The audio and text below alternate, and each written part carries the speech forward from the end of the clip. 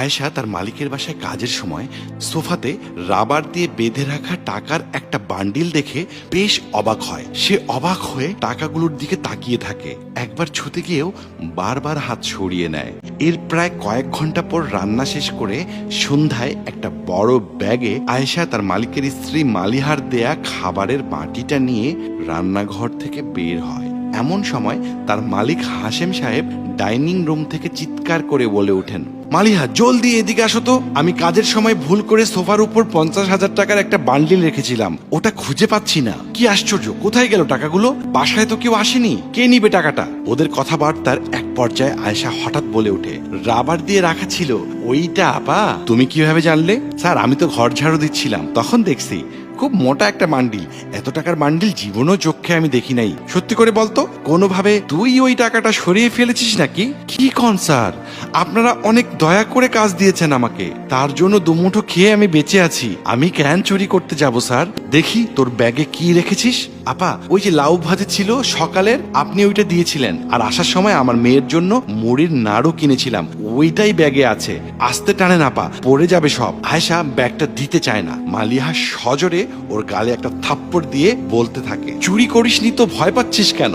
চোর কথাকার, তোকে তো আমি পুলিশে দেব। আয়েশার কাছ থেকে ব্যাগটা কেড়ে নিয়ে সেটা যাচাই করে দেখে সেখানে একটা টিফিন বাটি আর একটা কৌটা ছাড়া আর কিছুই নেই। হাশেম হতাশ হয়ে যায়। এমন সময় কলিং বেল বেজে ওঠে। মালিহা গিয়ে দরজা খুলতে দেখে তার ছেলে নাইম এবং নাইমের বন্ধু আয়ান দাঁড়িয়ে আছে। আয়ানের কাঁধে হেলান দিয়ে প্রায় নিস্তেজ ভাবে দাঁড়িয়ে আছে নাইম। মালিহা হন্তদন্ত হয়ে আয়ানকে জিজ্ঞেস করে, আমার ছেলের কি হয়েছে আয়ান? আয়ান নাইমকে ধরে ভেতরে এনে সোফায় বসায়, তারপর ক্লান্ত কণ্ঠে জানায়, চাচি নাইম বাসা থেকে 50,000 টাকা নিয়ে জুয়া খেলতে গিয়েছিল, সেখানে কিছু ছেলের সাথে মারামারি হয়েছে, আমি তাকে নিয়ে এলাম, এই নিন।